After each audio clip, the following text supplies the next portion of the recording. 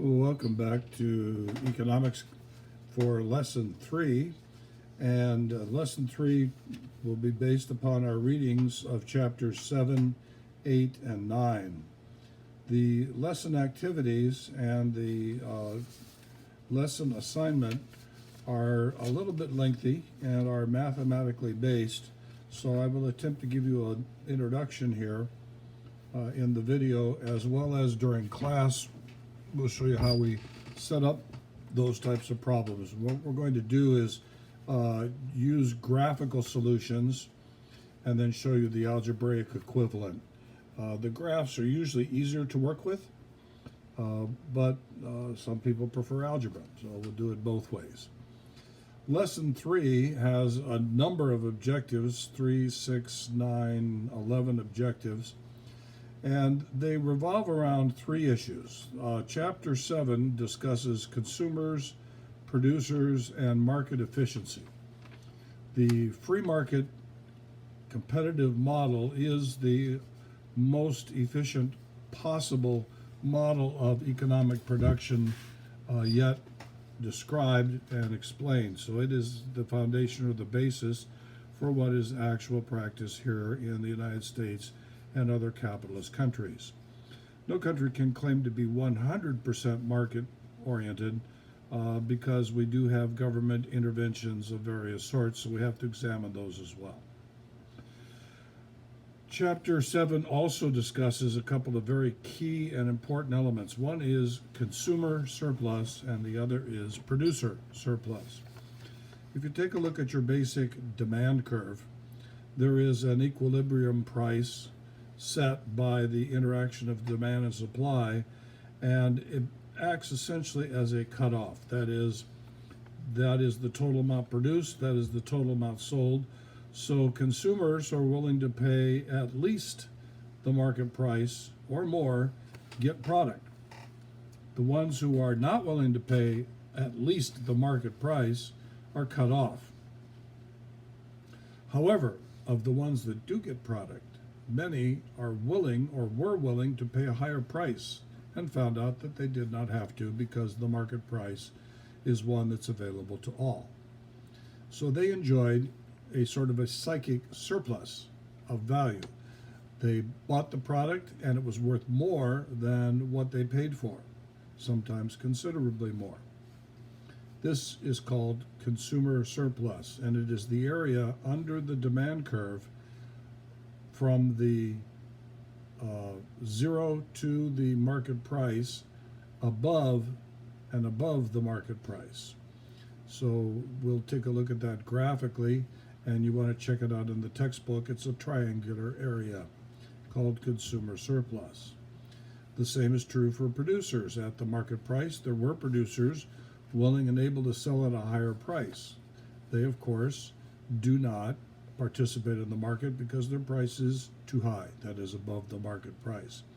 However, there were some who were willing to pay or willing to produce or sell at a lower price, but got the market price anyway, which was higher. So they too enjoy a form of psychic surplus.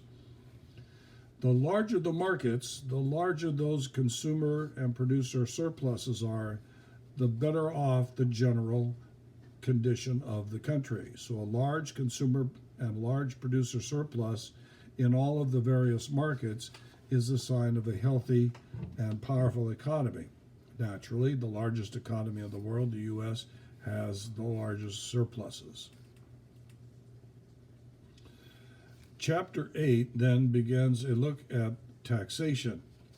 When we impose taxes on sales of a product, called sales taxes, all right, so we're not taxing income at this point, but just the product, a tax acts as a price increase.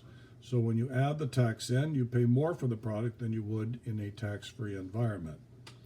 This tax cuts into the producer and consumer surplus. And in Chapter 8, we will read that it creates what we call a deadweight loss. That means a loss of welfare, of well-being of consumers and producers brought on by the existence of the tax. So a tax does more than merely redistribute resources from the private sector to the public sector. It also creates inefficiency. And this inefficiency is measurable and calculable, and unfortunately unavoidable if you're going to have a public sector supported by taxes. The question then becomes one of how much taxes is suitable for this kind of situation. So Chapter 8 will be taking a look at that issue, the costs of taxation.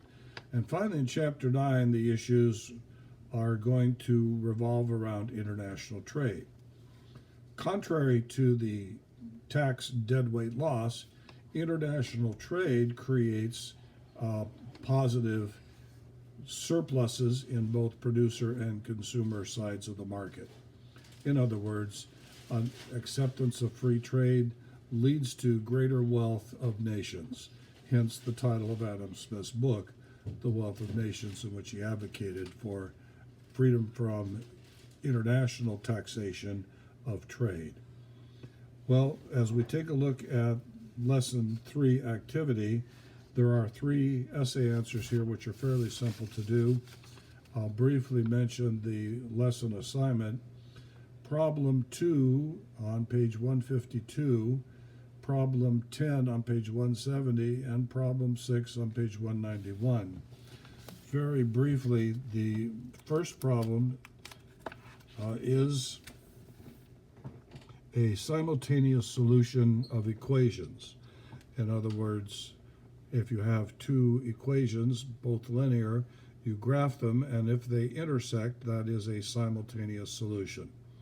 So I wanted to clarify that so that it's easier to do. That is the B problem, or second problem it's the second problem of the work set. The problem involved in part 3, page 191, is 4 parts, A, B, C, D, and it talks about how can we measure the welfare of an economy which is a major producer of wheat and corn, and we use China as our example. So again, I'll show you how we set up those problems. If you haven't done any basic algebra in a while, this will be a useful refresher for you. Looking forward to class. We'll see you there.